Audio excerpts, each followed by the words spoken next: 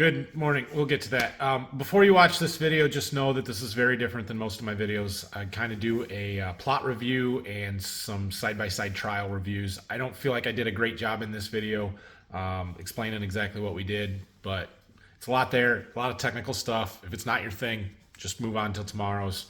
If you do want to watch it, feel free, but it's pretty dry if you don't know, if you're not interested. Good morning, except it's not morning. It is after 6. It's dark outside. Everybody's gone home. I'm all alone here at the farm. But I spent the day out selling seed, working on doing some stuff with seed business on the road. Not riveting video, but I'm back here at the farm and thought we'd do a little harvest recap video for you guys. So check out my setup here.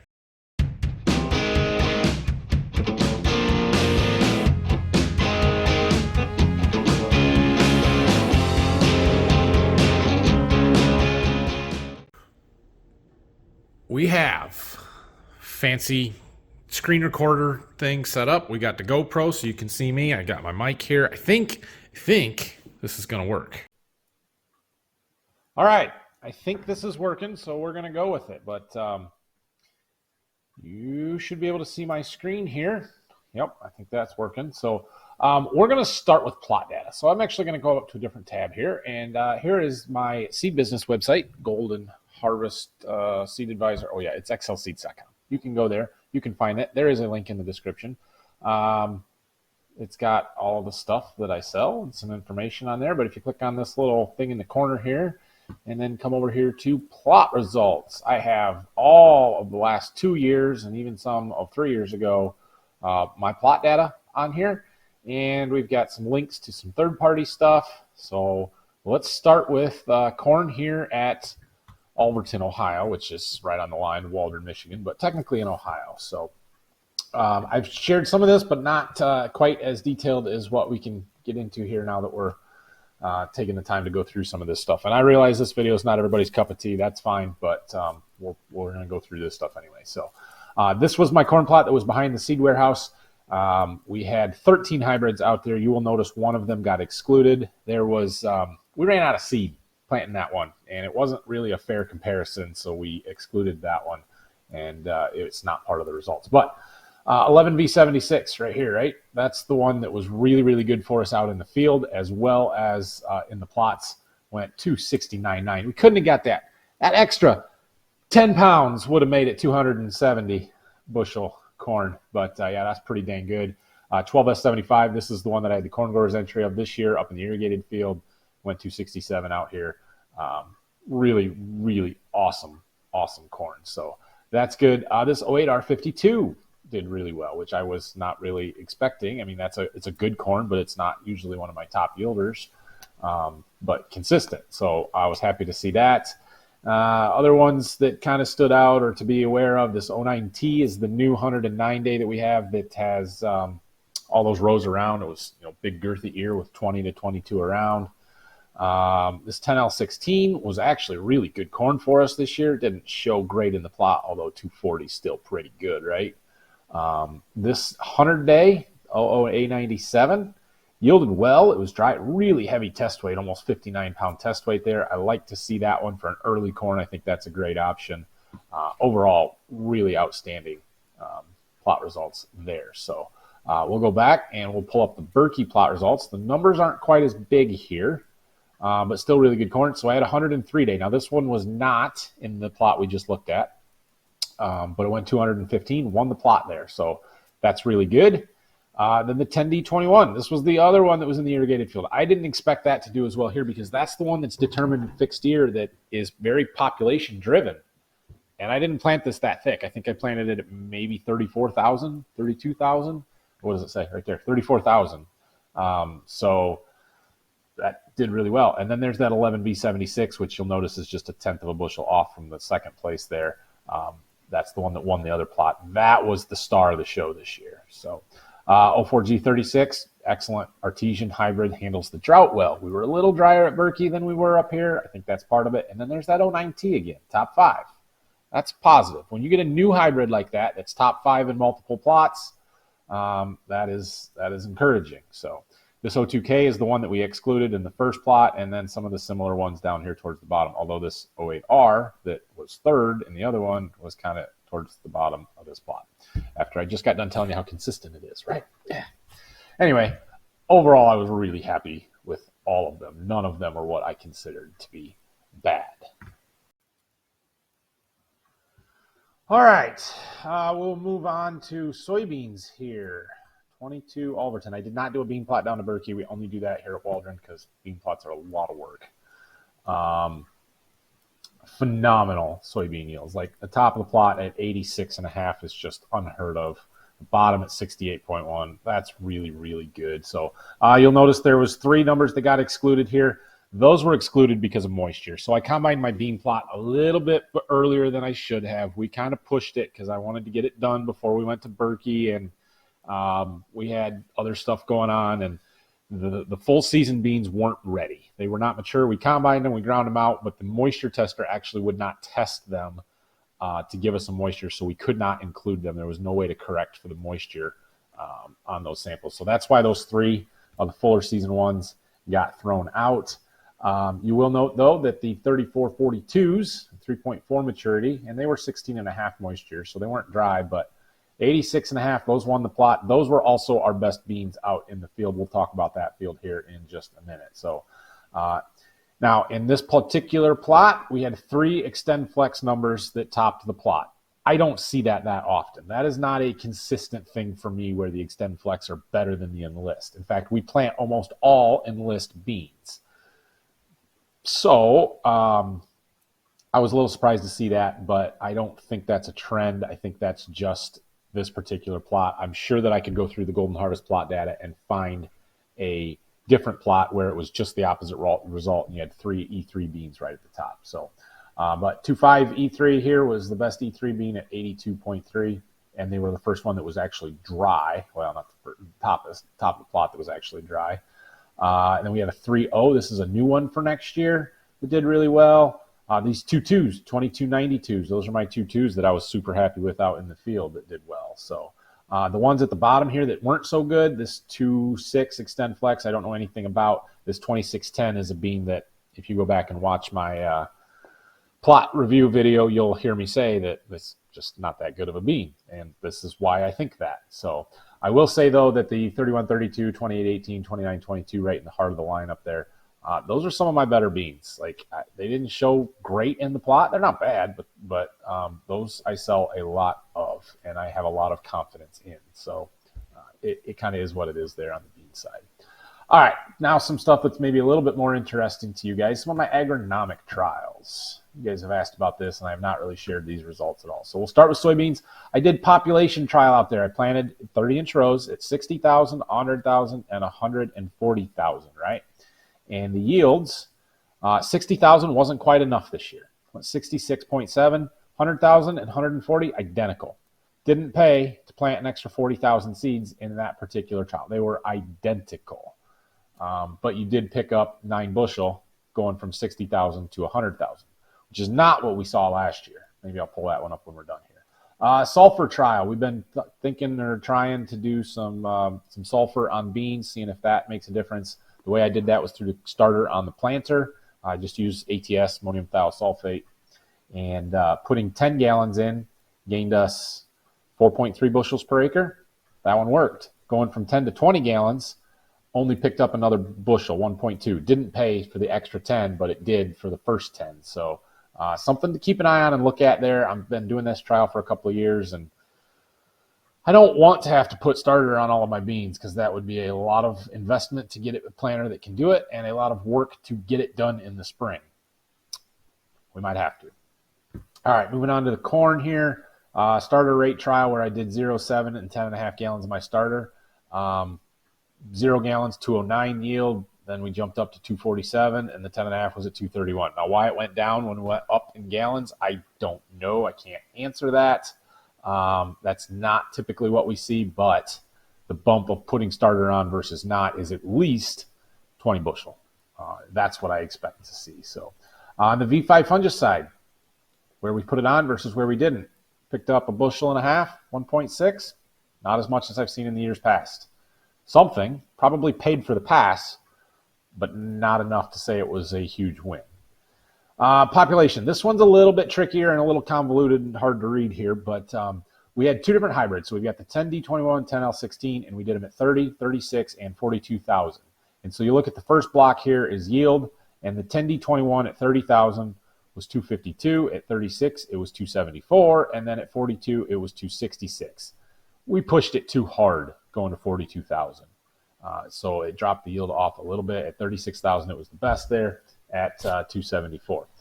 10L16 at 30,000 was 263. At 36 was 266. And at 42 was 251. That's the one that's got a big flex here on it that we don't expect to see it yield a ton better at higher populations. We expect it to actually drop off just like it did. So bottom line in those, mid-range population kind of works best for all of it there.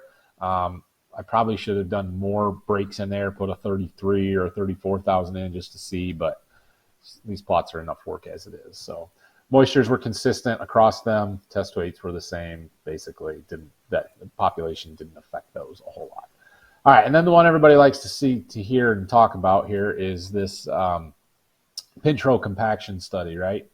So we harvested rows 1 and 16 on the planter, 2 and 15, so on, all the way through. And I did talk about this one a little bit the day that we did it here, but the yield on the outside rows was 255. We jumped up to 266 on rows 2 and 15. I think that outside row is a reduced yield due to my nitrogen application, because with the anhydrous bar, we're putting a rate and a half on between rows 1 and 2 and 15 and 16, but we're not putting any on the outside between rows 1 and 16, you know? And so really we're putting on 3/4 of a rate on rows 1 and 16 and a rate and a quarter on rows 2 and 15. And it's not even, because it's not like those plants are only going to take what's allocated to it. They're going to take as much as they can get. And when the outside row doesn't have as much available to it, it can hurt it. So I think that's why we're seeing that 11 bushel difference there. Rows 3 and 14 were very similar to 2 and 15. Rows 4 and 13 and 5 and 12 have no wheels, no planter tires, tractor tracks, tank, anything that by them. They were the best. 274 and 286. I expect them to be very similar. That's a bigger difference than I would have thought. But point being, they were the best. And then we get to the rows that are on the outside of the tracks and the planter tires and the tank that I pull. And all of a sudden our yield dropped to 214, which we expected. Now, had this been last year with the wheeled tractor, rows 7 and 10 would have been between the duals on the tractor. And that row would have suffered tremendously. It did suffer tremendously. But look at what we did. We jumped right back up to that 260 mark. And 8 and 9 in the center, 265. That's where our tracks paid, is that they brought those other rows, instead of having that pinch row that's right in between two sets of tires, we only compacted one side of it. And so rows 6 and 11 took the brunt of it. Yeah, it's compaction, no doubt. But we limited it to one row instead of 2 rows. So that's it on this one. Let's pull up last year's agronomic trials, and we'll look right at that pinch row study, and you can see how rows 7 and 10 were the ones that got hit really hard last year. 6 and 11 still got hurt, right, at 217 versus 260 on those. And then 8 and 9 jumped way back up. So instead of having 2 rows that took a big hit, we basically brought rows 7 and 10 back up to what everything else did. That's where the tracks paid for themselves, or will pay for themselves over the course of time here. So the other one I wanted to point out here, V5 fungicide last year, where we put it on, was 192 versus 170, call it. That's 22 bushel. Last year it paid big time. This year we saw 1.5 bushels. And then the sulfur trial last year we did 0, 10, and 20. This is back on beans. And we didn't see the big result that we saw this year. It was only a 1/2 bushel to go to 10 gallons ATS, and then another 1/2 bushel to go to 20. So last year it didn't pay. But I think the year before, which I don't have that data, it did even more so. Anyway, so that's the plot results. If you get a chance, you can go check out this website. I have some other stuff up here with some of the key products that I sell. I've got my videos that you guys may or may not have watched back from this summer with the plot tours. We've got videos from each product as much as I could. I should probably update some of these because I think there's some more available now. Corn and soybeans. So that stuff is there. What else do we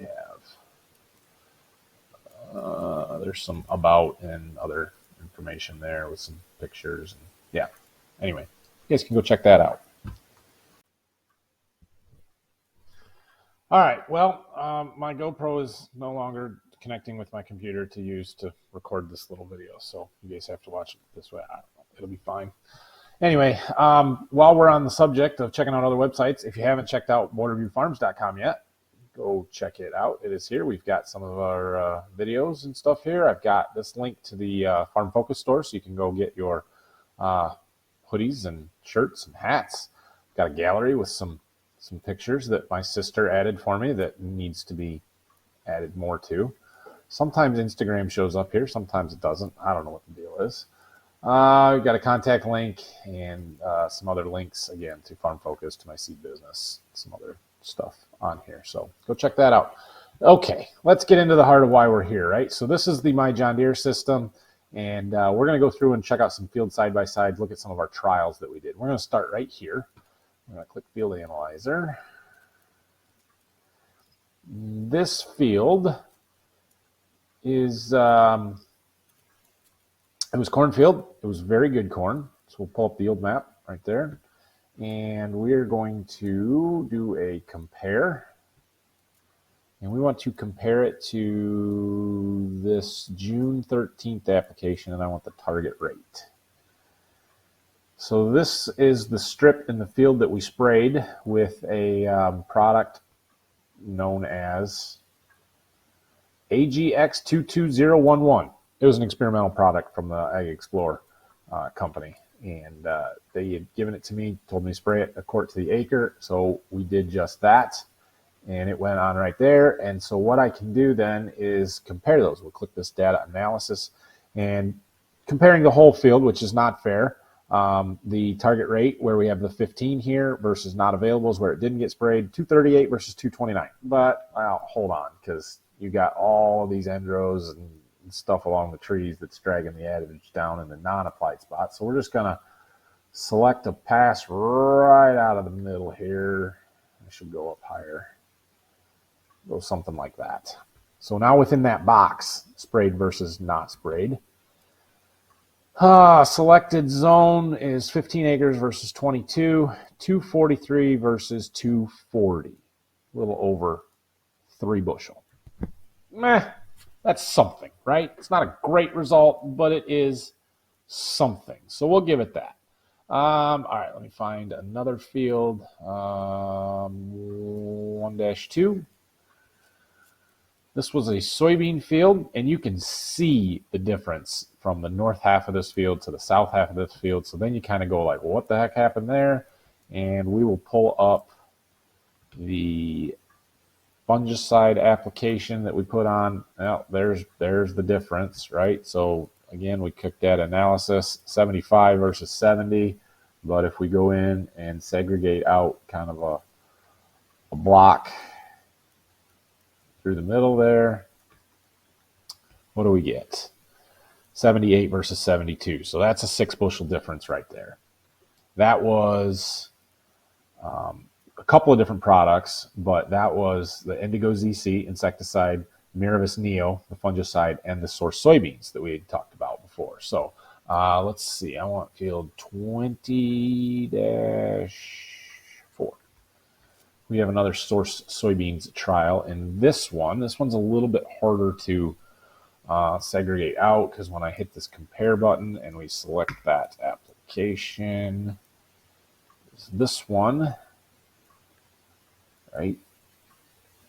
Yeah, Source soybeans. Now the rest of this field got sprayed with the Miravis Neo and the Indigo, so the only difference here was the Source, and versus the last field was totally unapplied versus everything applied.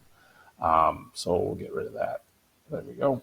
And when we hit that analysis, you can see on the whole field it was 3.5 bushels. But again, let's select out part of this field. We'll eliminate end rows. So we'll do something like, I don't know, that. What did it do in this area? 79.8 versus 77.9. So that's a 2 bushel advantage right there. 2 bushel is on soybeans, that's enough to grab your attention, to be something you're going to look at, depending on the cost of it. But for this product, that grabs my attention a little bit. Let's look at this field. Now, this one I had way too much stuff going on, and some of the data kind of got lost in the shuffle. The beans were outstanding. This was our field of beans that went over 80 bushel. For some reason, we lost some data right in the middle, and I don't know what happened there. Dad was in the combine. I don't know if we had a glitch, something, but that's sort of frustrating that we lost that data there. Let's go back to compare. Let's pull up some maps. So this one was my late fungicide application, Miravis Neo, but this was the second shot that kind of got put on at R5. What was the date here? August 20th, right? So that was kind of late. And I'm not going to select the whole field out, but let's just select a zone somewhere right in there and see how it was on that split. 84.28 where we sprayed, 84.95 where we didn't. It didn't make a bit of difference whatsoever there. So, yeah, that application, I may play with it in the future. It's not something I'm going to do on a large number of acres. All right, let's look at this one. Where is this? So that's just a small strip there. This was Onward Max, Octane, Miravis Neo, Indigo ZC. So this is the R3 fungicide pass where I put in this Onward Max and Octane. The Octane is the sugar. The Onward Max is a PGR, plant growth regulator. What do I compare that to, though? That's the problem, right? This is where I got too much stuff involved. So we'll try and do... Problem is I don't know what got sprayed right next to it. Let's try this. Let's just do this. 86.1 versus 85.1. So it's a bushel there. I don't know if that's significant or not. But this application, I think, is the pass right next to it. Yeah. And it was, what did we put on here?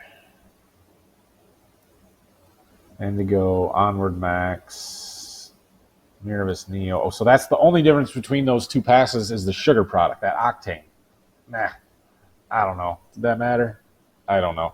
I did too many different variables in this field, and I kind of lost my ability to track it. As well as, go back to this one, is it? Nope, not. No, I think this is one Dad did. Nope, that's mine. This was early fungicide. Yeah, see, I got too many variables in the same split. That was a mistake. So we got to kind of throw that data out. I got to do a better job planning next year. This one we have a variety. It showed up plain as day. You can see it right there. And if I show you the planting map, you'll even see it even more. Kind of. Shoot. Let's go here. Let's do this one. Varieties. That'll show it. So you can see this purple variety, and then we've got the blue variety, but there's one pass of the blue variety in the purple variety kind of, and you can see it right there. Yeah. Plain as day, that one showed up, and if you look at the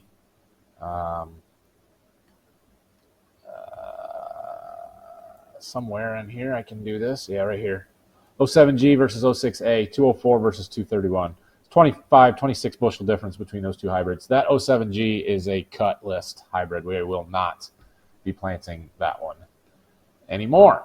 So, all right, where else? Oh, I know where we had one. 5-1 East 80 right here.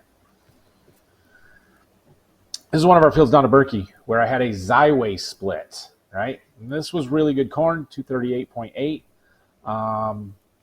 Go to compare. You can see the housing development right next to us. All of this is houses now, all of that. But we go here and we click this Xyway application. I want target rate. And then when we hit the data analysis, no, that's not right. Something's not right there. Why is that not?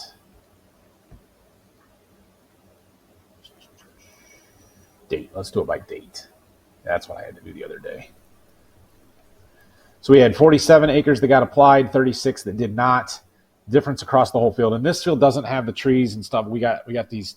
You can't see that. You got these ends up here. We kind of need to segregate out. But 234 versus 242. So that is what, six bushel, 8 bushel there.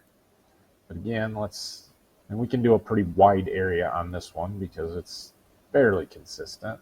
I mean, there's a soil type difference, but it's on both sides. So applied. 244, not applied. 244. Did it make a difference? I don't know. This is why you really got to dig into this data sometimes, and you can't just look at the whole fields or look at the yield monitor and say, yes, this made a difference, or no, it didn't, because sometimes you got to dig into it farther. I'm trying to remember where else we had some side-by-sides or something to compare. None of these fields had good ones. North of the woods. I wonder if we can pick out anything. I have not looked at this one yet, so you're learning it with me. But this is the field where we did our nitrogen strips.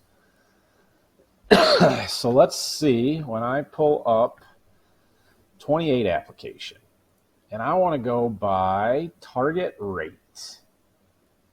Yeah, this might show something here. Data analysis. And then we're going to selected zones, and we're just going to pull out that portion. So that would be basically the nitrogen trial that we did.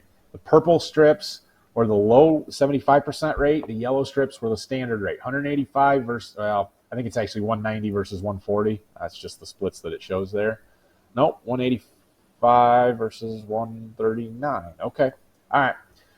214, where we put the high rate on, 198, where we put the low rate on. So there was 16 bushel difference there. And it showed up big time. I bet if we select that down to a smaller zone, it's even more.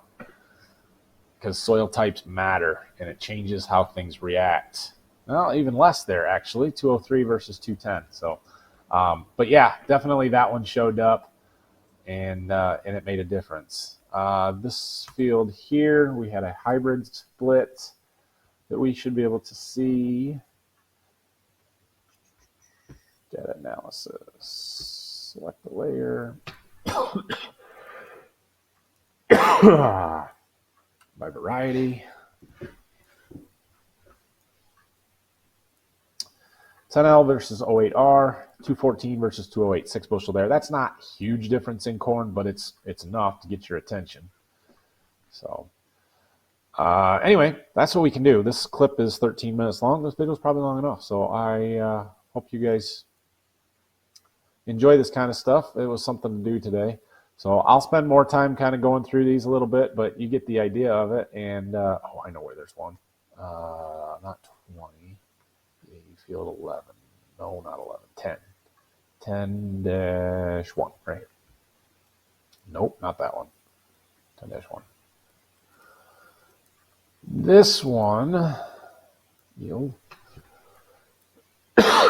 compare to tank mix from 6.5. Target rate. This was my V5 fungicide, early fungicide. I skipped this pass because there's a dike right there. But let's just ignore that and select the zone about right here. How'd we do? Data analysis. 221, 222. Didn't pay. Did not pay there. But this is not what I have seen in years past. So I don't know. I don't know why that is on that one. I'm pretty sure this whole field got sprayed with the tassel fungicide, so we're not going to see anything there. Yeah. But the one next to it, maybe not. How about 10-2? I did have some trials in this field. I haven't looked at real close. Compare. What did we do here? Fungicide, we can look at that, because this field did not all get sprayed. And we're just going to select a smaller area because there's a variety split in here as well. So let's go something like that.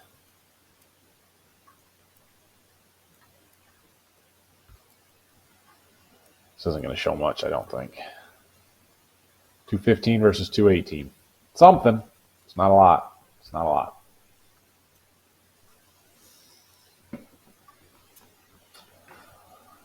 The zone you select can matter a lot too, so that's kind of, you gotta know what all's going on there, because if I go up, if I select all the way up into there, I bet this difference gets to be more.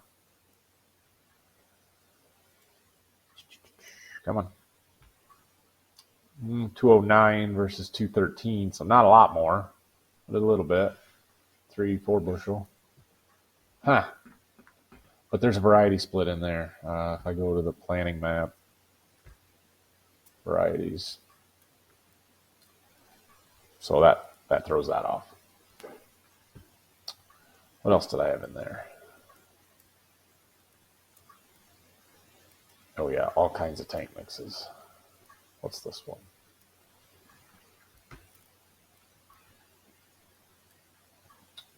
Quadrus, Inferno, Octane, that's the sugar, and Humix, and XR5 sulfur. Oops. If I go to target rate instead of as applied rate, and we select this side of the zone, did it do anything? 225 versus 230, worse. So no, it didn't do anything. Anyway, that's what I'm finding. We've got a lot of data analysis to do. A lot more to do. Well, let me know if you guys want to see anything, but that's what we got. All right. Well, overall, we had a really good year, and it's a good thing and a bad thing from a analysis standpoint on some of this stuff, because sometimes some of these products are designed to help plants deal with stress. We didn't have a ton of stress this year, so they didn't have to help them do much, and so you didn't see the results, where in another year you may have seen quite a bit more results. I don't know. It's tough to say. I need to do a better job of tracking stuff overall and not having multiple trials split in the same field. The problem is, a lot of times I'm like, oh, that'd be a good field to do this, and then, oh, that'd be a good field to do this, but I already got something going on there, and you can't stack them. You can't do multiple different tests within the same field and have good data from it, especially if the splits are close to the same area. So I didn't do a very good job of that this year. I will do a better job in the future. Glaring overall theme, a lot of these additives aren't working and doing what I want them to do, what I hope they would do. Some things didn't do this year what they've done in the past, and I'll keep doing them because you just keep doing things that have worked. If it works 4 out of 5 years or 9 out of 10 years, you keep doing it, because it's the other years where you hit hard or big time that you make a lot of money, and then it pays for the year or two that it doesn't. So I do know there's some other fields that I had upwards of 20 bushel difference from the fungicide, the late tassel fungicide on corn. I just thought of another one that I didn't show you here, but they're out there. So we had some positive results. We had some not so much difference in some of those results. I'm not going to call them negative results because they weren't bad.